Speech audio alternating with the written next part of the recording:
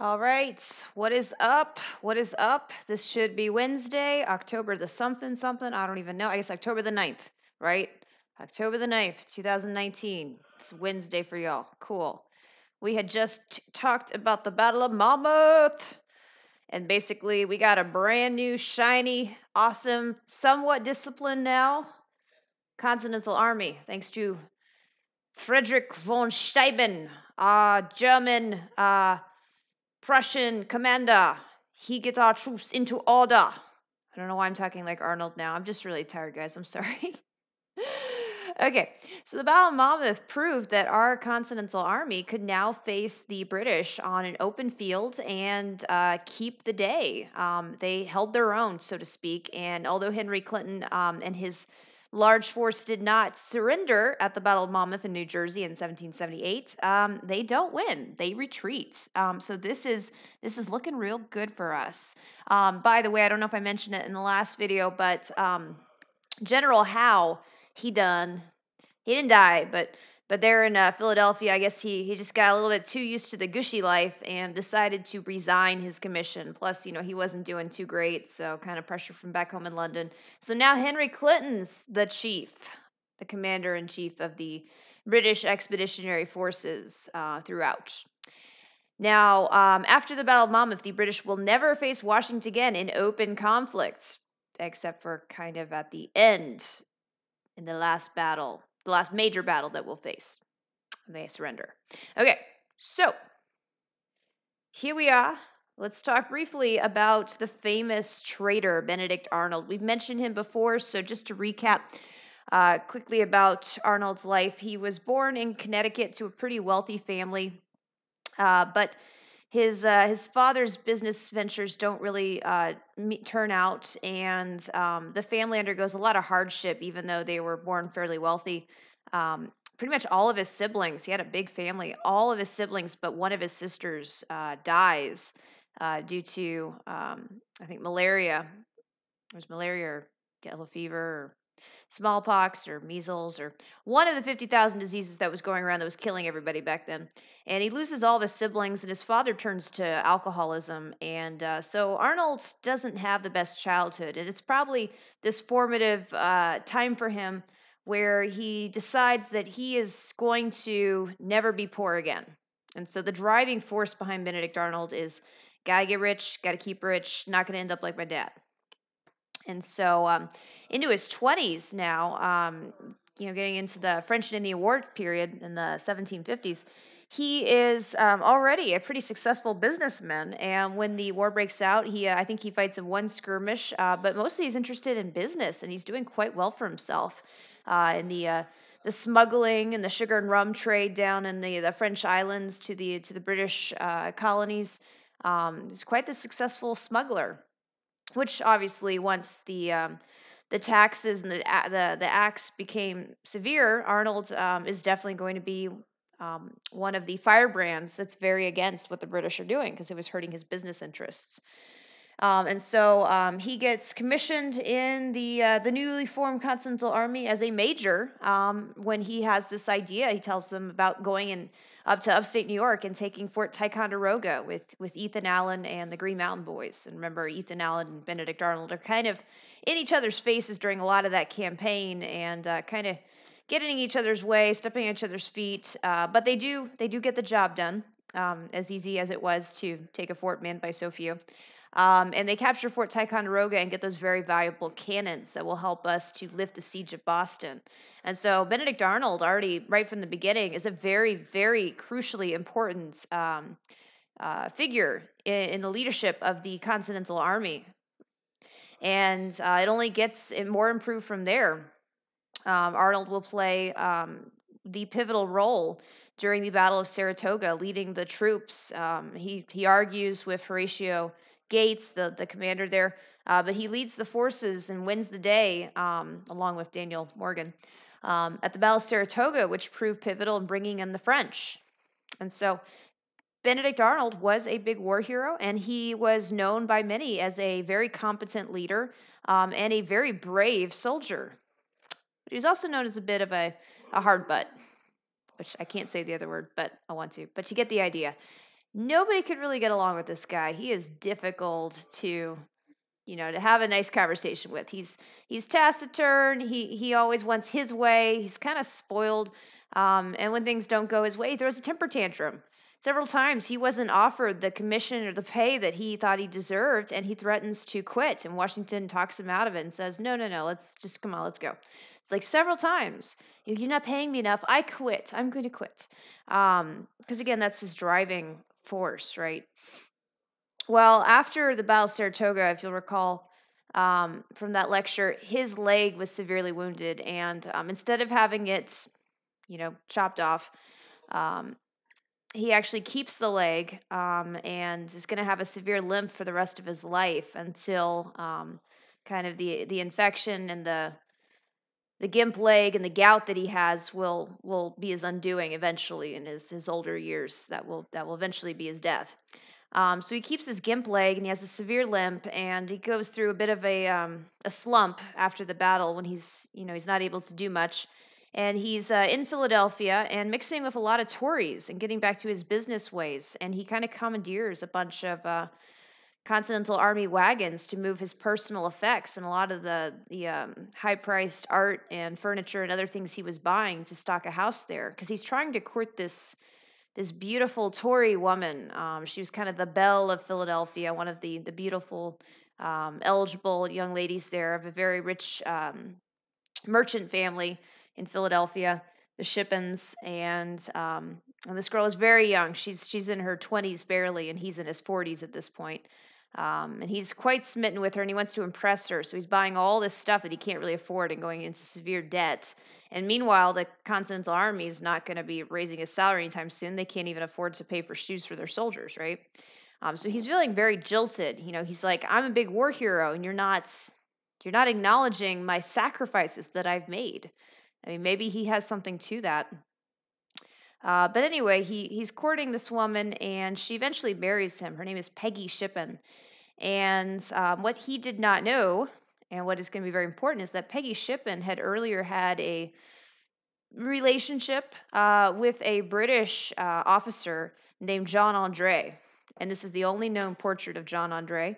And it was done by John Andre himself the night before he was hung to death. He did a self portrait for his last night on Earth. And John Andre and Peggy Shippen, they kept up their relationship, not maybe physical, but they kept corresponding and writing letters to each other and talking, even after she decided to marry Benedict Arnold. And it's Peggy who basically puts the two men, together and basically introduces them because John Andre was one of the spy ring leaders of the British in the American colonies. He is the spy master for the British. And he is basically him and probably Benedict Arnold's wife, Peggy Shippen, are going to recruit Benedict Arnold to the British side. And it wasn't that difficult. All they had to say is, hey, we'll pay you more than the other guys. And by 1780, Arnold has basically been turned and is now a traitor to the cause, unbeknown to Washington and his other fellow Continental Army generals. And General Schuyler of the Continental Army unknowingly is giving Arnold a new commission at West Point, which was an important fort in New York. And Arnold is he goes to West Point, and he's sending the supplies all over the place. A lot of people think he was keeping it for himself and then selling it for private profit. But he's doing everything he can to make the fort as weak as possible because his plan here and what he'd convinced the British to give him 20,000 pounds sterling for his traitorous act was to hand over the fort of West Point to the British, which would have been quite the thing. And he meets with Andre, and the British naval ship that had taken Andre to meet with Arnold becomes under siege and has to go further on down the river. So that's going to leave John Andre kind of stranded. And John Andre takes on the guise of a continental soldier, this spy, and he gets a letter from Benedict Arnold giving him safe passage to get back up to New York City, where the main British forces were. But he gets intercepted and eventually found out as a British spy. He had like the blueprint to West Point in his boot, which not too great for spycraft there. And meanwhile, Arnold is basically discovered, and he's going to run. Peggy Shippen gets encountered by some of the Continental Army officers, and she claims to be mad and crazy. And eventually, she's allowed to reunite with Arnold. So both the Arnolds, they run away happily ever after to the British, and don't suffer for their consequences there. Benedict Arnold, like I said, would die eventually from old age and gout. Jean Andre, the captured British spy master, he is hung to death, and very brave until the last, very charming, mysterious figure. But that is why the name Benedict Arnold is forever remembered as synonymous with the word traitor, because he betrayed America.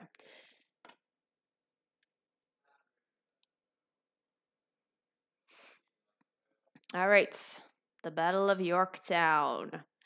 It wasn't like a huge battle, so we're skipping over the entire Southern theater of the Revolutionary War. Main things to know there is that General Horatio Gates gets really mired down in kind of the guerrilla fighting.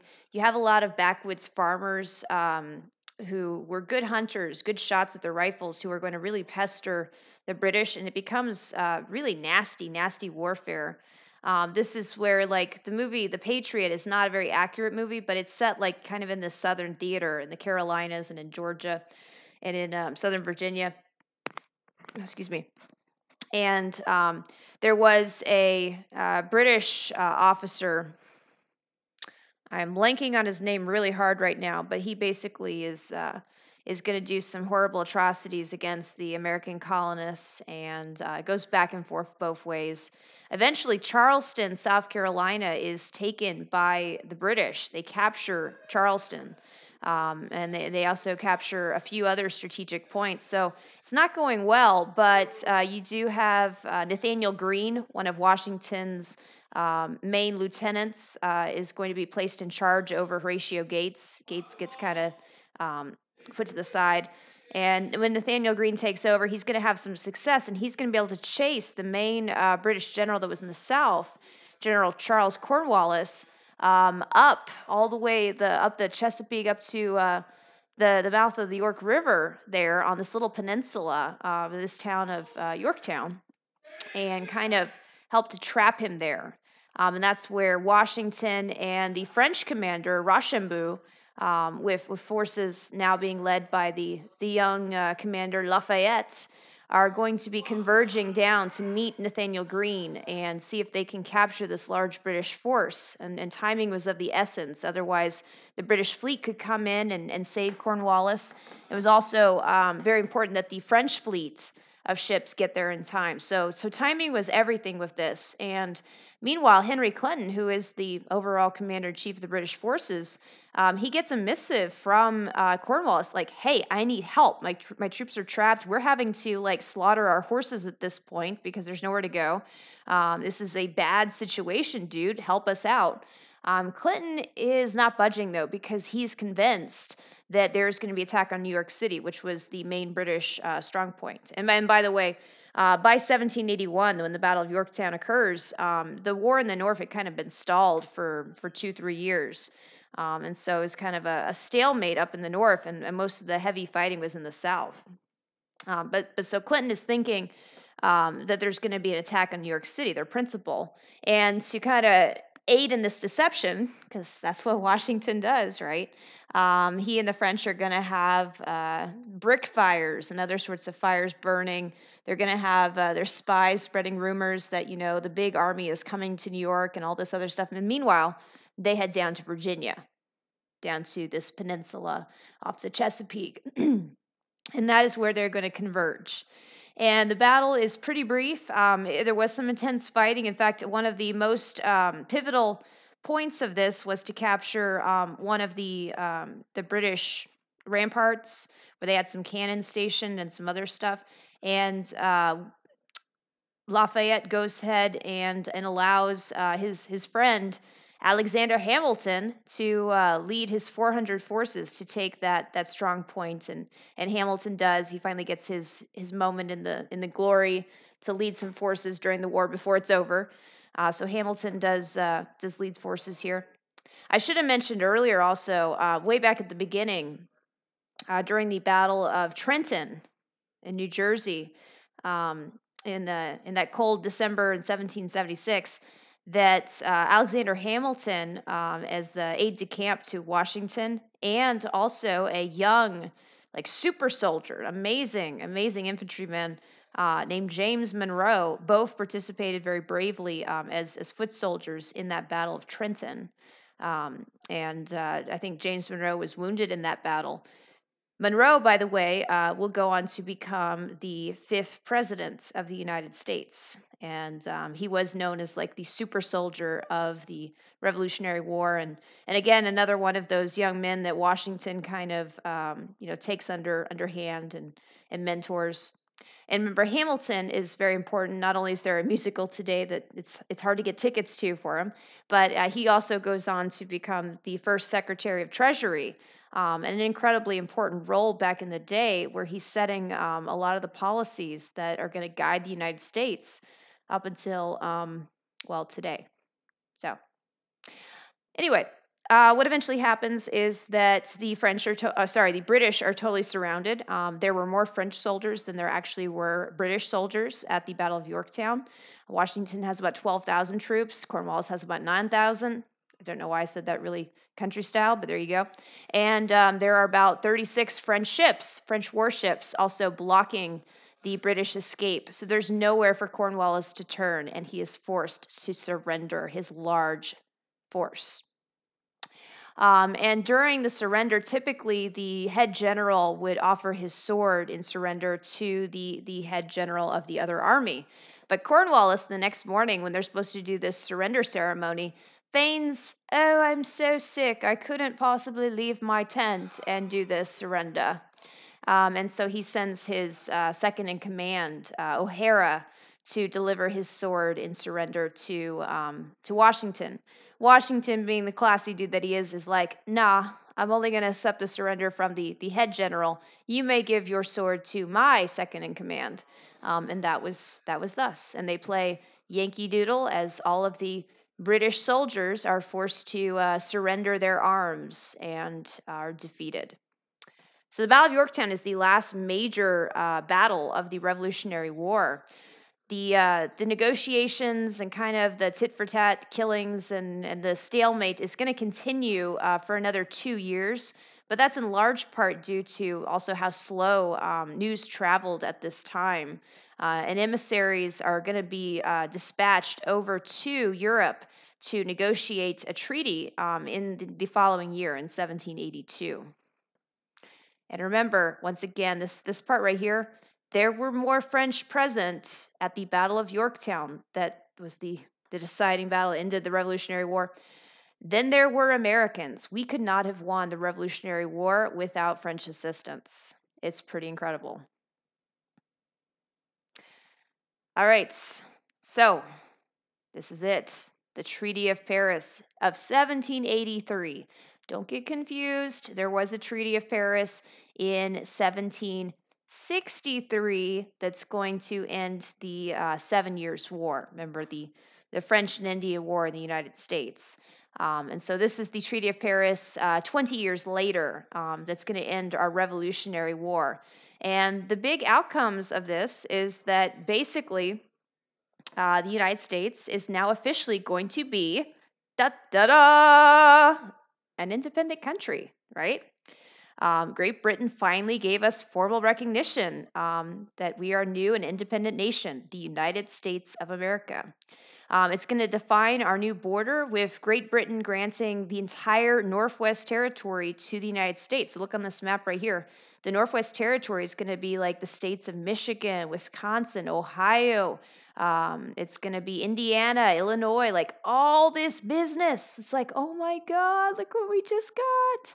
In fact, It's everything that the British got from the French. It's all the land that is east of the Mississippi River that, remember, the colonists were denied by King George. Hey, George, we see you, George the Third. We see you. By that proclamation line of 1763. Remember, that's one of the things that made us really mad, is that we couldn't go past the Appalachian Mountains. We couldn't go and settle this land that we'd fought so hard for in the Ohio country.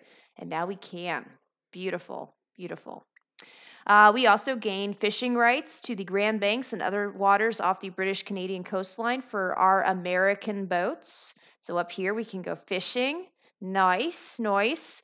We're going to be able to now, because we have all this territory, navigate the Mississippi River, which is a big deal because now we can do trade here, like with Louisiana, with those Acadians that we helped to kick out of this area, the Cajuns. So that's going to be big for our trade. And it's going to also resolve some of the issues with our debts that were owed to British creditors. And last thing, it's going to provide for fair treatment of American citizens who remained loyal to Great Britain during the war. So those Tories, we don't like them. They stayed loyal to the crown. Kind of one concession that we had to give up was that we're going to forgive and let live. Are we really? Nah, not really. But that was what we said in the treaty. Not everybody's going to keep their word on all of these things very well. For instance, the British do continue to man some of their forts, like Fort Detroit and stuff, that were in the Ohio country, in this Northwest Territory, and so that's gonna maybe cause some problems a little bit later on, like 1812. Excuse me. Sorry, something in the air. Anyway, it's like Return of the Empire. Also, you might be wondering, wow, this is super generous of the British. I wonder, why the sudden change of heart there, King George? Well, there was a new prime minister elected to Parliament, Prime Minister Shelburne, and he's of the opinion there's kind of a more pro-colony parliament that got elected right there. That's another reason that these negotiations drag on for like 2 years. But this new parliament that was elected and the new prime minister, they firmly believed that this was an opportunity for Britain. Okay, keep in mind, Britain had been paying so much money, and they were in so much debt from trying to protect the colonists, sending redcoats over there during the French and Indian War, during the occupations and the martial law in Boston, and trying to enforce these taxes and everything else. It was a big mess, and it was costing them a lot of money. If the United States, this new country, would be amiable to trade with Britain, and the British government wouldn't have to pay for the upkeep of soldiers and the enforcement of taxes and other things, then actually this could be a beneficial trade alliance with the British, and that's where they're coming from. And so a lot of the finer points of the Treaty of Paris actually benefit the new country of the United States very well. Let's see. Last things to wrap it up before I play this awesome song. The war did last a heck of a long time. Remember, the fighting started officially with the shot heard around the world, Lexington and Concord, in April of 1775, and technically it goes past Yorktown all the way to 1783. So that's a long war. That's a lot of fighting. There were a lot of soldiers who deserted or who had a lot of problems with the way that the Continental Congress was running the show, namely that the soldiers were not being, cared for, or that they had food, or that they didn't have, shoes or blankets or much of anything, because the Continental Congress was kind of weak and inefficient and had no way of raising revenue, because that was the whole issue that they were complaining about. They did try printing like colonial money, but that wasn't very effective. And so there is this plot to basically make Washington, the general of the Continental Army, into our dictator, and basically do away with the Continental Congress. That was called the Newburgh Conspiracy. When Washington gets wind of this, however, he quickly shuts it down. He tells the soldiers, "Look, this is not why we are fighting this thing." Okay. And again, Washington, really classy dude, right? Really classy. And he's so lucky. He's so lucky. But that was the Newburgh Conspiracy, and Washington puts an end to that. Okay. So the Treaty of Paris is signed 1783.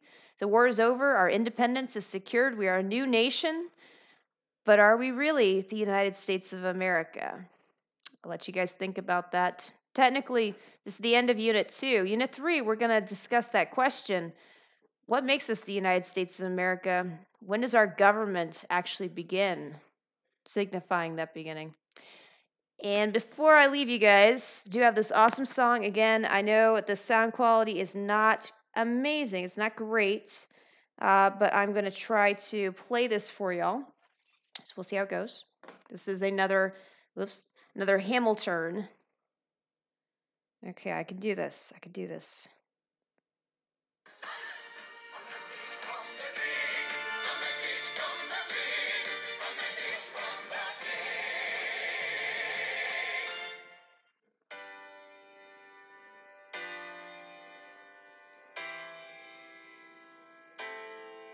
You say the price of my love is not a price that you're willing to pay.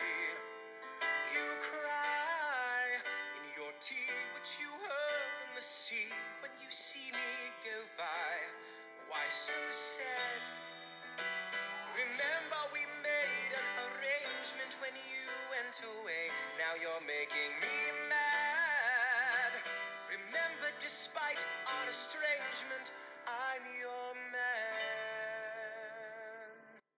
You'll be back, soon you'll see. You remember you belong to me. You'll be back, time will tell. You remember that I served you well. Oceans rise, empires fall. We have seen each other through it all. And when push comes to shove, I will send a fully armed battalion to remind you of my love. Da da da da da. Da da da da da ya da. Da da da da da ya da. Da da da da da. Da da da da ya. I think I finally got it. I'm so bad at this. I'm sorry, guys. You say our love is draining and you can't go on.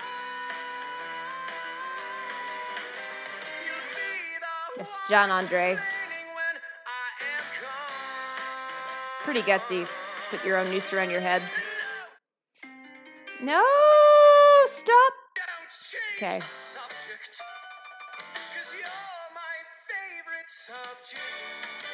My sweet, submissive subject, my royal subject, forever and ever and ever and ever and ever. You'll be back like before. I will fight the fight and win the war. For your love, for your praise, and I'll There's Peggy shipping. Dying days. When you're gone, I'll go mad. So don't throw away this thing we had. 'Cause when push comes to shove, I will kill your friends and family. Oh, Bannister Tarleton. That was the name of the really cruel British officer.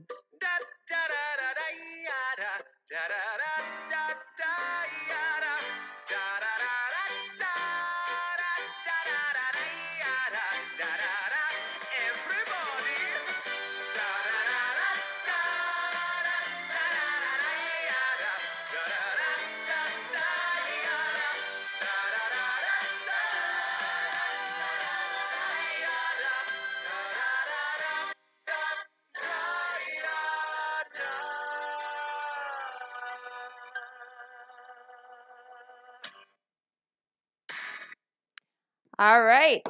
And that is the end of the Revolutionary War. We free. All right. Thank you guys. I will talk to you later. Bye.